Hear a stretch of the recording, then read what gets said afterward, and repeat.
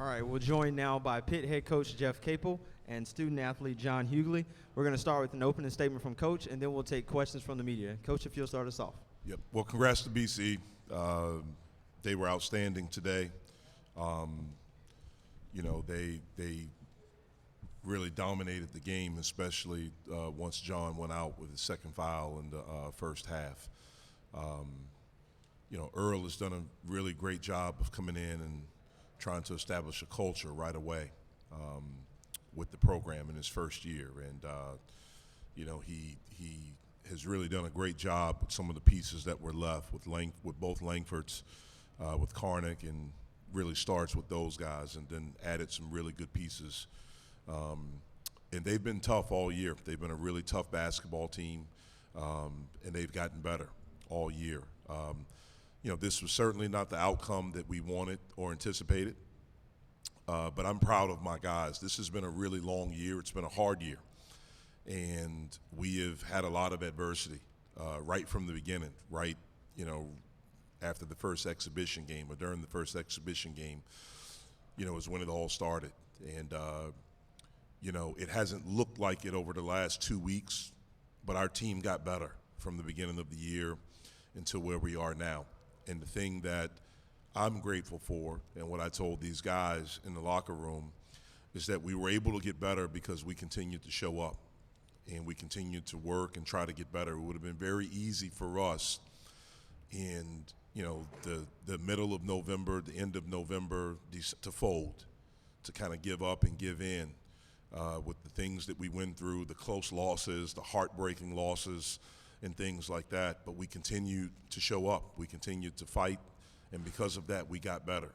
And we showed glimpses at times this year of what we could possibly be. We just were never able to be consistent with it. And, but I'm proud of our guys. I'm proud of the fight that they had all year. I'm proud that we stayed together and we continued to fight. Just today and really the last couple of weeks since we beat North Carolina, it's just we've come up very, very short.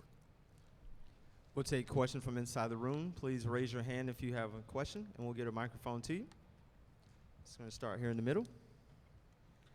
Jeff, you had some tough stretches down the second half of each of the last two seasons as well. You said you feel like these guys are together and they're fighting. How does this feel different than maybe not just the on-court results, but the feeling around the team as you end this season compared to the last couple?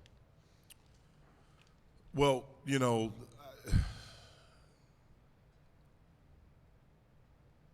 I'm trying to remember the last couple. I'm so in the moment right now. I mean, certainly last year we didn't finish with a whole roster, the roster that we started with. And so we were able to do that this year. It's hard for me right now just to look in the rearview mirror, just because I was so into this moment and trying to be prepared for this. I can probably talk about that a little bit more in better detail as I assess it. Right now, I'm just not in the moment of assessing anything. It's still so fresh that, it's over right now. But again, I just think these guys have fought. We fought, we continued, again, we after both of those games at Virginia Tech, especially against Virginia Tech, especially the game at Virginia Tech, again, that was another time where we could have folded. We could have thrown in the towel. Maybe in the previous years we've done that, where the losing streaks, really extended. But after that, we went to Florida State and we won. We came home and won. Then we went and played a very good North Carolina team and we won. Since then we have not played well on both sides of the basketball. Part of that, I think these guys and the guys that played a lot, I think they were tired. I think they were mentally and physically fried. And again, it's no excuse, but we just didn't play well the last 2.5 weeks of the season. So we just didn't play well. We'll take a question from the front left here. Jeff, why do you had talked about seeing glimpses from your team that gave you some hope, gave you some promise. Why do you think that those glimpses, I guess, didn't translate into something more consistent for this group? I think we, the very first thing is that I think it's really hard to win. And I think when you don't have a reference point of winning, and older guys in your program that have won. I think that's the most difficult thing to understand, the discipline daily that it takes in order to become consistent. We have not had that since I've been here. Hopefully that's something we can have as we move forward in the ever-changing landscape of college athletics, especially college basketball. But it takes discipline, it takes commitment, it takes sacrifice, it takes all of these things. Also, we have to get better players. I mean, that's the reality of it. Like, we have to, and it's nothing against, it's not anything personal. We have to continue to add, better players. We have to recruit better. All those things we have to do better. We have to continue to develop guys. We have to continue to help them, reach their potential as players. Those are things that we have to continue to do. Our next question will come from Zoom. Chris Carter, go ahead with your question. Good afternoon, Jeff. Wanted to get your thoughts on Just Moe and what he's meant to you guys as a program. He's only been here a year, but he seemed like he meant a lot to your team, and he seemed to grow throughout the season. I love the kid. I wish we had him longer, because you saw how much he's gotten better. He's an amazing kid to be around. He's a worker, keeps his head down, comes into work every day, is eager to learn, a really good listener, takes constructive criticism, takes feedback, seeks it out, and he got better and better as the season, went along. I think as he gained confidence at this level and understood, the different things, the speed, the physicality, and things like that, I think he just got better and better, and I think he has a very bright future in the game. We'll go to the middle of the room here. Yeah, John, I actually wanted to ask you about Mo as well, and what having him as a teammate meant to you, and maybe what you learned from him in his year here. It meant a lot having a teammate like Mo, just his leadership, him being like much older than like all the guys in the locker room. He's just being a big brother to us, picking us up when we're down. On the court wise, it's just having his size out there, the alter shots, he could defend 1 through 5. So I love playing with Mo. Question here in the middle of the room. Jeff, with Mo running out of eligibility, like you said, and some other players having the opportunity to move on after this year, what areas of your roster do you feel, I know you said, you guys need to recruit better players. What areas of your roster do you feel need improvement the most this offseason? I think every area. We have to get better in every area of the game. Shooting, ball handling, decision-making, depth, all of those things. We have to develop the guys in our program, and then we have to go out and get players. I mean, that's the lifeblood of every program. So it's not just us. Like, you have to continue to add, you have to continue to develop, and all those things. And that's what we'll look forward to doing. Let's go front left here.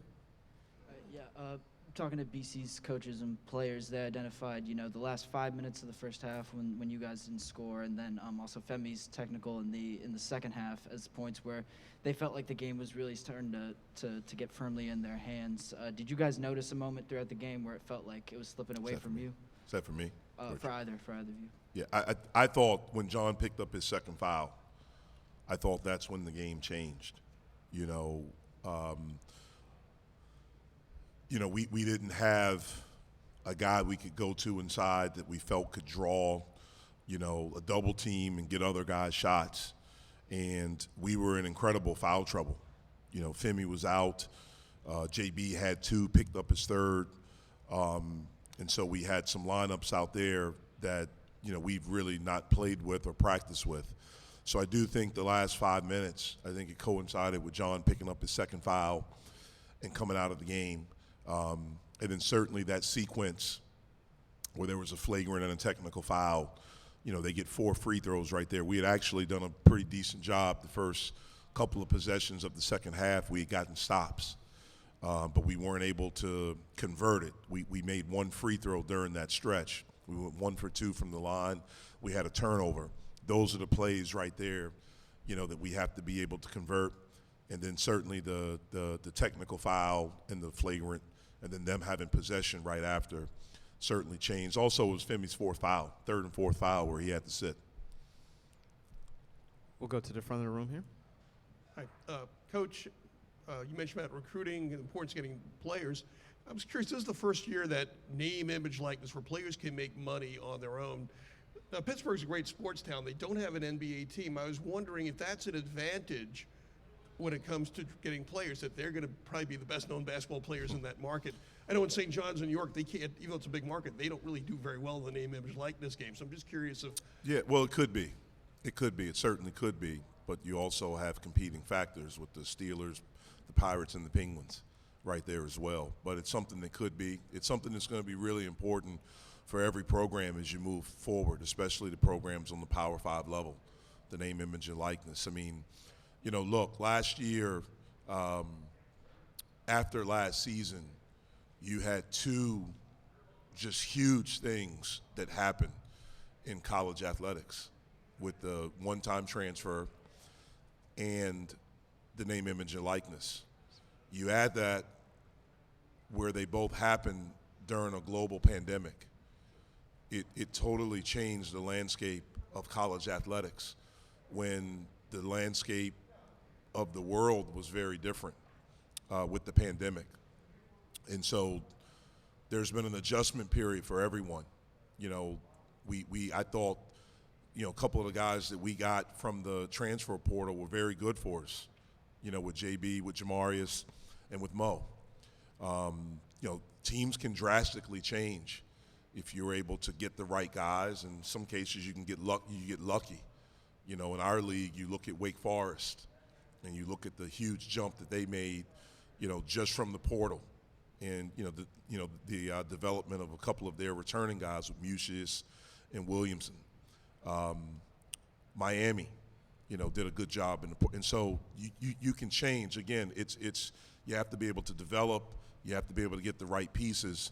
The name, image, and likeness can really, really assist you with that. Time for 1 and 2 more questions. Our next one will come from Zoom. Jeff Hathorn, go ahead with your question. This question is for John.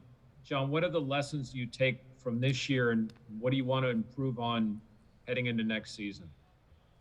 Lessons I took from this year, you know, is just like stand together, and like when things are going down, just stand up. Everything is not always going to be a good thing. So, you know, you just got to stay up at all times, you know, just never give up. That's one thing I always learn. Never give up and show up. And then things like for next season, I'm looking forward to just keep getting better as a player and as a person, you know. Just, like I said, just keep getting better. That's the only thing I can do now is just keep getting better. We're going to go to the middle. Yeah, John, on that same topic, how do you feel like this season has, you know, poised you to continue to grow? You know, if you compare where you were now from last year, big difference. What, you know, how do you feel like this season, getting a full season of experience and really getting like a full year now has set you up for future success? I think it set me up for great, you know, just like I said, just came into this year ready to work and compete with the best players in this conference. You know, next year I just got to keep doing the same thing, just ready to work and compete, you know. Perfect. That's a good one to end on. Thanks so much, guys. Really appreciate it. Appreciate that. Yep.